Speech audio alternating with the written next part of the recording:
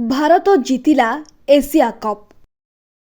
मैदान रे पाकिस्तान को लागिला सख्त झटका। स्टाडियम रे चलिला ऑपरेशन सिंदूर। स्टाडियम रे खचाखच भिड़। इंडिया इंडिया नारा रे फाटी पड़ुथाए स्टाडियम। पाकिस्तान प्लेयर मध्य छाड़िबाकू नाराज।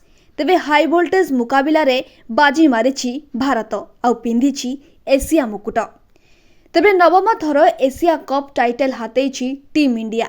पाकिस्तान को फाइनल मैच रे परास्त करी भारत ए रेकर्ड सृष्टि करिछि।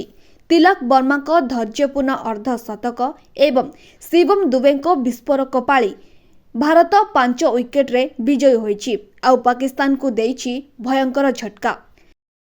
तिलक वर्मा को धैर्यपूर्ण अर्धशतक एवं शिवम दुबे को विस्फोरक पाली फल भारत 5 विकेट रे विजयी होइछि आउ पाकिस्तान को देइछि भयंकर झटका।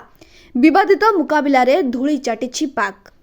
एही मैच रे भारत टॉस जीति प्रथमे बोलिंग निष्पत्ति नेथिला। फल रे पाकिस्तान बैटिंग करिथिला।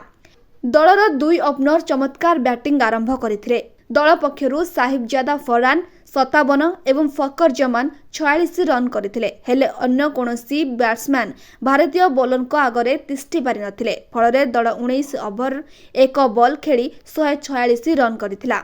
भारत पक्षरु कुलदीप 4 विकेट नेथिबा बेले अक्षर पटेल, वरुण चक्रवर्ती, जसप्रीत बुमरा 2टी लेखाए विकेट नेथिले। सही परि 147 रन रो विजय लक्ष्य नै मैदान को ओलाइथिबा भारतीय दल आरंभरु झटका देथिला। भारतर प्रमुख top order batsman Abhishek Sharma, Shubman Gill, Surya Kumar Yadav विफल होइथिले। एहा परे पाळी संभाळिथिले तिलक वर्मा आउ तांकु साथ देइथिले संजू सैमसन और शिवम दुबे। फल भारत 6 विकेट रे विजयी होइथिला आउ एशिया कप निज नारे करिथिला। तबे मैच परे मध्य कमी नथिला क्रेज। भारतीय दल ट्रॉफी नेबाकू मना कर देइथिला।